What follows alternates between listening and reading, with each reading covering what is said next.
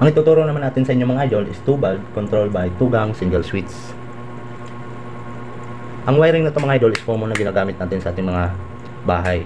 Katulad na lang sa ating ilaw sa ating sala at saka ilaw natin sa ating gate, no? Yan. Para naman to sa sala, then para naman to sa ating gate. So, itong bawat switches ay may kinokontrol na tagi-isang ilaw. So, sa nais matuto, tapusin niyo itong video na to mga idol. Basic tutorial lang para sa ating mga followers na nais lang matuto sa house wiring. Okay? Sa wiring connection nito mga idol, laging tandaan kapag nag-wiring kayo ng lighting, is meron tayong safety circuit breaker na standard amperes is 15. Then yung ating wire na standard na gagamitin para sa ating 15 amperes na safety circuit breaker, ang katumbas niyan is number 14 or 2.0 mm squared na wire. Mula sa ating safety circuit breaker, meron tayong dalawang wire na pupunta sa ating junction box. Kung line to line ang power supply nyo sa inyong tahanan, so meron tayong dalawang wire at tatawagin natin na line 1 at saka line 2, itong kulay black. Ito yung ating line 1, nag-splicing tayo dito, papunta naman sa kabilang junction box para magkaroon din ng line 1 yung ating receptacle para sa ating bulb. Then dito naman sa part ng ating switches, ang bumaba na wire dito is tatlo, dalawang return, itong kulay dilaw, then isang kulay black na yung ating line 2 na galing safety circuit breaker, bumaba siya dito sa ating utility box para sa supply ng ating switches. Ito naman yung ating return, yung dalawang dilaw na to. Kapag inuna natin yung ating switches, sila yung magdadala ng kuryente papunta doon sa ating mga receptacle para sa ating bulb. Okay? Para gumana yung ating bulb. Ang una natin install dito mga idol is yung ating switches. Sa pag-install ng 2 gang switches ay meron tayong jumper dito. Dito kayo magja-jumper sa terminal ng off. Ayan. Ito naman yung kanyang likod. Meron yan dalawang terminal. So dyan kayo magja-jumper mga idol. So dito nyo ilalagay naman yung inyong line 2, yung kulay black na to na wire. Dito natin yan ilalagay. Ang purpose ng jumper na to para magkaroon din ng power supply itong ating kabilang switches. Ito ang ating switch B. Ito yung ating switch A. Ito yung ating switch B.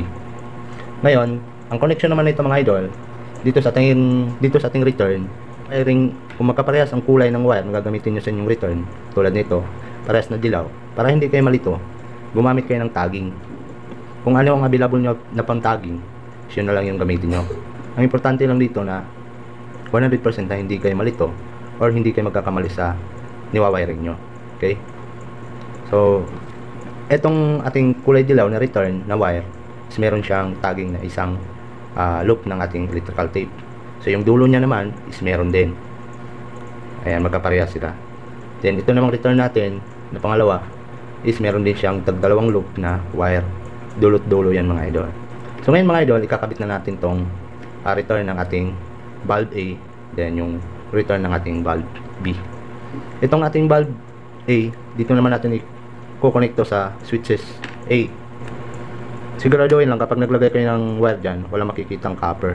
Kailangan talaga nakabaon siya ng todo. Ang next naman natin ikabit dito mga idol is yung ating return para sa ating bulb B.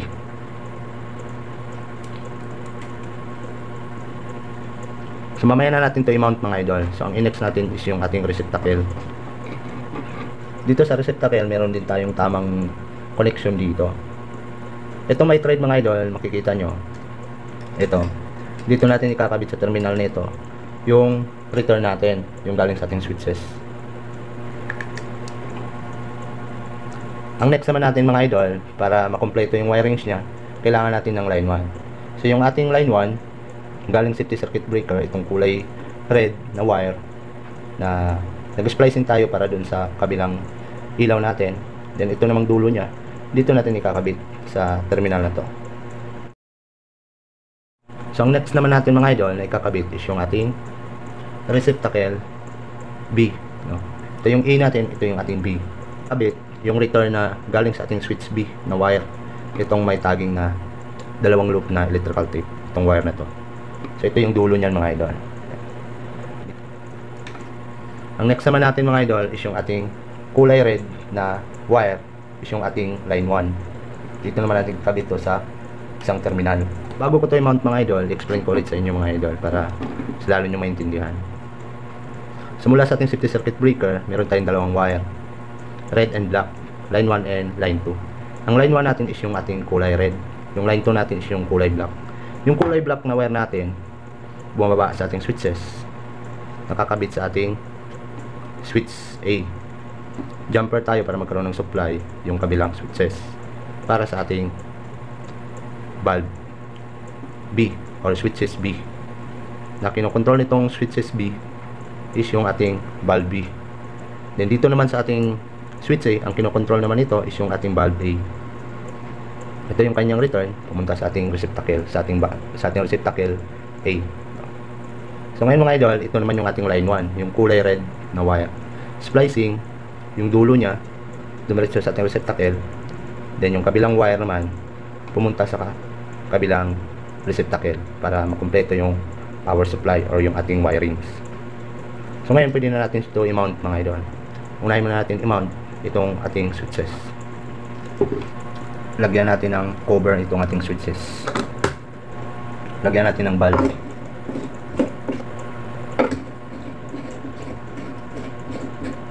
Bago kayo mag-energize ng inyong mga wirings connection, ang pinaka-the best nyong gawin, lalo sa mga baguhan, huwag kayong umasa na alam nyong tama ang inyong wirings. So, may mga posibilidad na maaring meron kayong na-miss doon sa inyong wiring. Kaya, pinakamainam nyong gawin mga idol is gumamit pa rin kayo ng tester para i-check yung inyong wiring connection. I-set nyo lang sa continuity test ang inyong tester or resistance. Masusukat natin gamit yung ating settings na continuity test. Masusukat natin dito at malalaman natin kung may shortage yung ating wiring. I-on nyo ang inyong switches. So kung hindi siya nag-buzzer or hindi siya nagkaroon ng resistance or reading dyan, ibig sabihin na open circuit siya. So wala siyang shorted.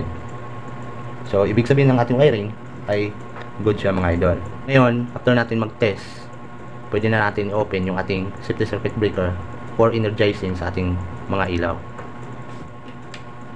Ngayon, pwede na natin i-on yung ating switch A controlled by valve A. I-on naman natin yung ating switch B control valve B. Off natin si A, off natin si B.